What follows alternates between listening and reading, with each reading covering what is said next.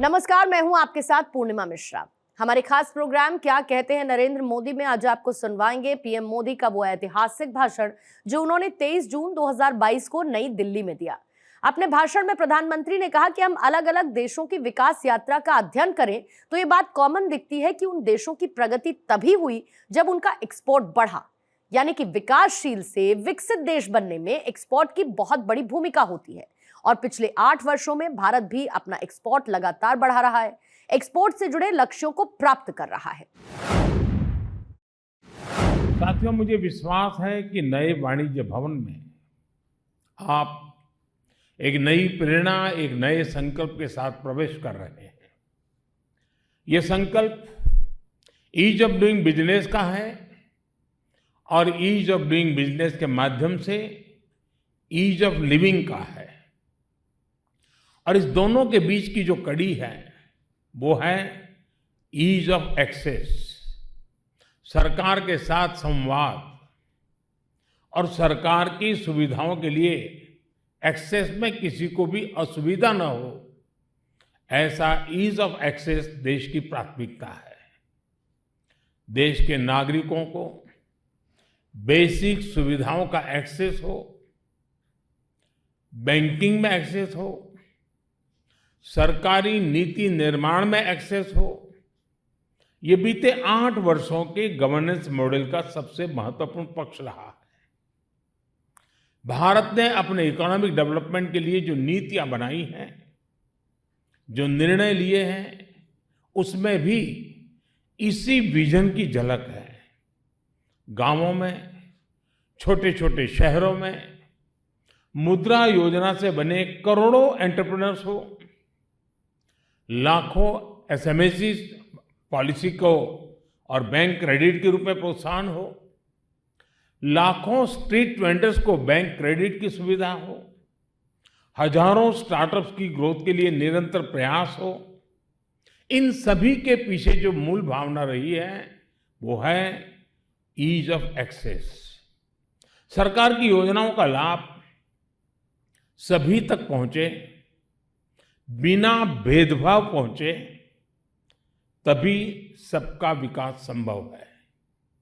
मुझे खुशी है कि ईज ऑफ एक्सेस और सबका विकास की भावना इस नए वाणिज्य भवन में भी दिखती है।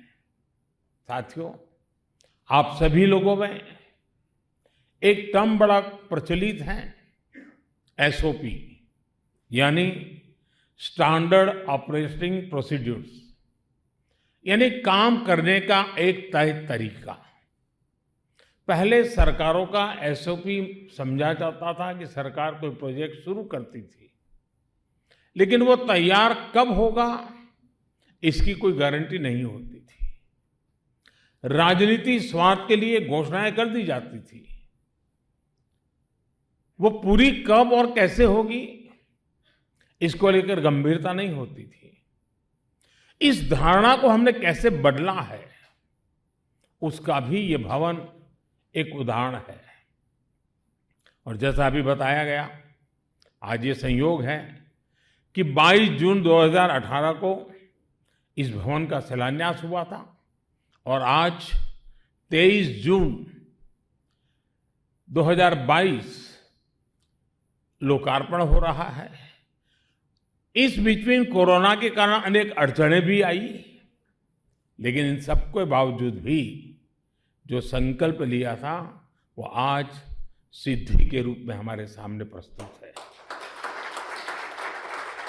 यानी ये नए भारत का नया एसओपी है जिसका शिलान्यास होगा उसी दिन उसके उद्घाटन की टाइमलाइन पर ईमानदारी से काम शुरू हो जाता है। यहां दिल्ली में ही बीते सालों में ऐसे अनेक उदाहरण आपको मिलेंगे।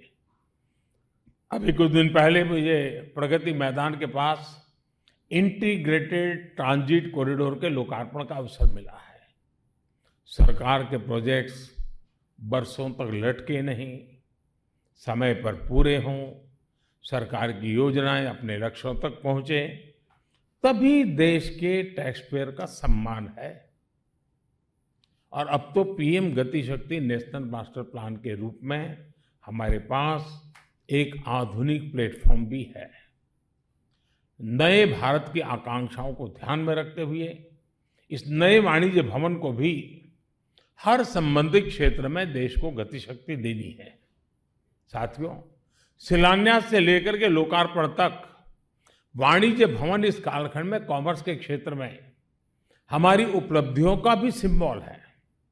मुझे याद है, शिलान्यास के समय मैंने इनोवेशन और ग्लोबल इनोवेशन इंडेक्स के सुधार की जरूरत पर बल दिया था।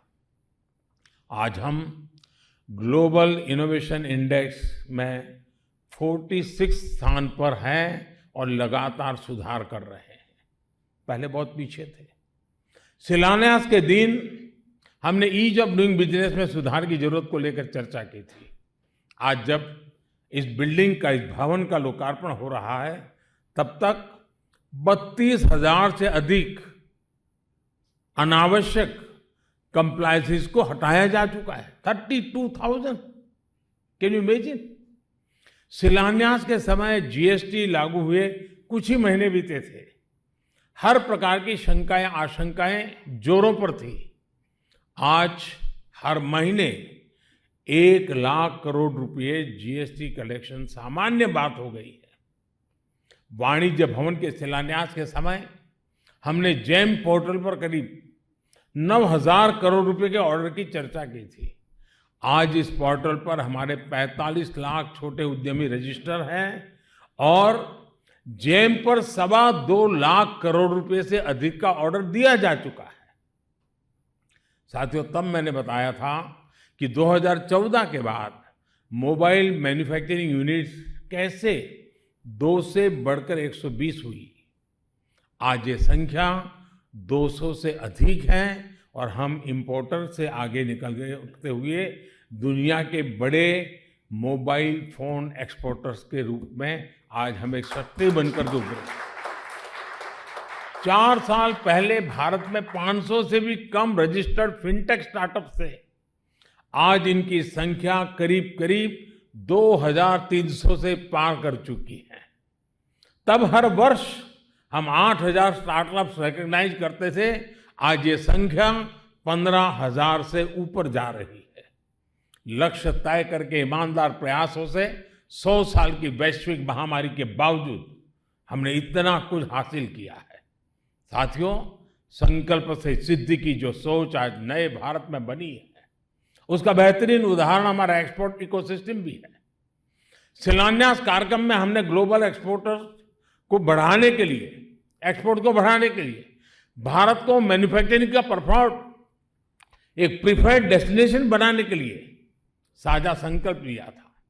पिछले साल ऐतिहासिक ग्लोबल डिसरप्शन के बावजूद सारे सप्लाई चेन तहस नहस हो गए।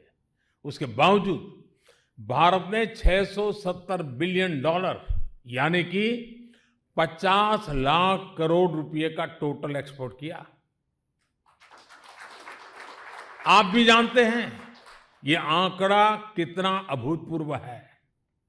पिछले साल देश ने तय किया था कि हर चुनौती के बावजूद $400 बिलियन यानी $30 लाख रुपए के मर्केंडाइज्ड एक्सपोर्ट का पड़ाव पार करना है। लेकिन हमने इसको भी पार करते हुए $418 बिलियन यानी 31 लाख करोड़ रुपए के एक्सपोर्ट का रिकॉर्ड बना दिया। साथियों, बीते सालों की इसी सफलता से उत्साहित होकर हमने अब एक्सपोर्ट के लक्ष्य भी बढ़ा दिए हैं। उनकी प्राप्ति के लिए अपने प्रयास भी दोगुने किए हैं। ये जो नए टारगेट्स हैं, उन्हें प्राप्त करने के लिए सभी का कलेक्टिव एफर्ट बहुत आवश्यक है। यहाँ इंडस्ट्री, एक्सपोर्टर्स और एक्सपोर्ट प्रमोशन काउंसिल के सदस्य भी मौजूद हैं। मेरा आपसे भी आग्रह है कि आप अपने स्तर पर भी एक्सपोर्ट के शॉर्ट टर्म ही नहीं बल्कि लॉन्ग टर्म टारगेट सेट करें। टारगेट ही नहीं बल्कि वहां पहुंचने का रास्ता क्या हो, सरकार कैसे मदद कर सकती है, इस पर भी हम मिलकर के काम करें, ये बहुत आवश्यक है। साथियों, national import export yearly analysis of trade यानी निर्यात प्लेटफॉर्म इसी दिशा में उठाया गया एक कदम है।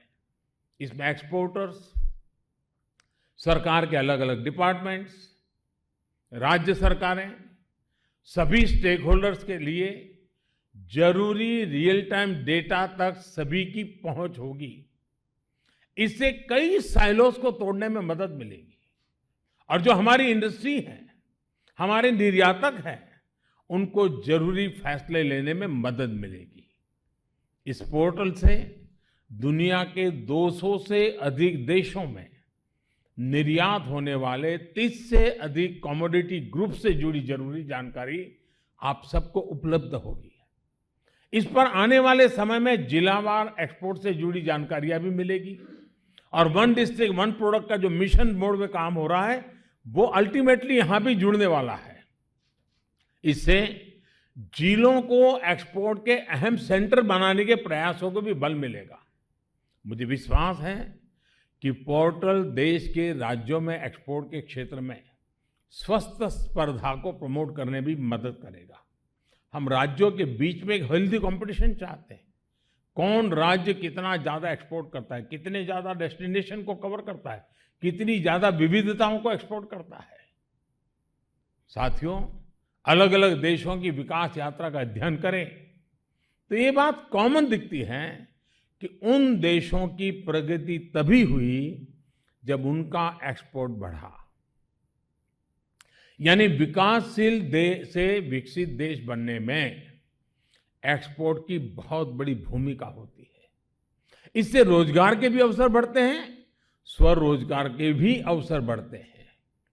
पिछले 8 वर्षों में भारत भी अपना एक्सपोर्ट लगातार बढ़ा रहा है, एक्सपोर्ट से जुड़े लक्ष्यों को प्राप्त कर रहा है। एक्सपोर्ट बढ़ाने के लिए बेहतर पॉलिसीज हो, प्रोसेस को आसान करना हो, प्रोडक्ट्स को नए बाजार में ले जाना हो, इन सब ने इसमें बहुत मदद की है। और अब हम लॉजिस्टिक सपोर्ट पर भी उतना ही फोकस कर रहे हैं ताकि हमारे एक्सपोर्टर्स को हर काम कॉस्ट इफेक्टिव बने। आप भी जानते हैं कि पीएलआई स्कीम कैसे मैन्युफैक्चरिंग बढ़ाने में मदद कर रही है। हमारे एक्सपोर्ट साथियों के फीडबैक के आधार पर जो नीतिगत बदलाव हुए हैं, उनसे भी बहुत सहायता हुई है। आज सरकार का हर मंत्रालय, हर विभाग whole of the government approach के साथ एक्सपोर्ट बढ़ाने की प्राथमिकता दे रहा है। एमएसएमई मंत्रालय हो या फिर विदेश मंत्रालय, कृषि हो या कॉमर्स, सभी एक साझा लक्ष्य के लिए साझा प्रयास कर रहे हैं। हम देख रहे हैं कि हमारे एक्सपोर्ट में बहुत बड़ी संख्या इंजीनियरिंग गुड्स की होती है। इसका एक्सपोर्ट बढ़ाने में विशेषकर एमएसएमई सेक्टर की अहम भूमिका रही है। हम ये भी देख रहे हैं कि कैसे देश के नए नए क्षेत्रों से एक्सपोर्ट बढ़ रहा है। कितने ही एस्पिरेशनल डिस्ट्रिक्ट से भी अब निर्यात कई गुना बढ़ गया है। कॉटन और हैंडलूम प्रोडक्ट का एक्सपोर्ट 55% तक बढ़ना ये दिखाता है कि ग्रास रूट लेवल पर किस तरह काम हो रहा है। सरकार वोकल फॉर लोकल अभियान, वन डिस्ट्रिक्ट वन प्रोडक्ट योजना के जरिए जो स्थानीय उत्पादों पर बल दे रही है, उसने भी एक्सपोर्ट बढ़ाने में मदद की है। अब दुनिया के नए नए देशों में, नए नए डेस्टिनेशन में हमारे अनेक प्रोडक्ट्स पहली बार निर्यात किए जा रहे हैं। अब हमारा लोकल सही अर्थ में ग्लोबल बनने की दिशा में तेज गति से आगे बढ़ रहा है।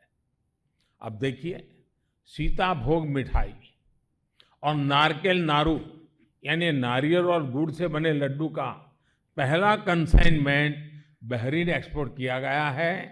नागालैंड की फ्रेश किंग चिली लंदन के बाजार में जा रही है, तो असम के फ्रेश बर्मीज ग्रेप्स दुबई के लिए एक्सपोर्ट किए गए हैं।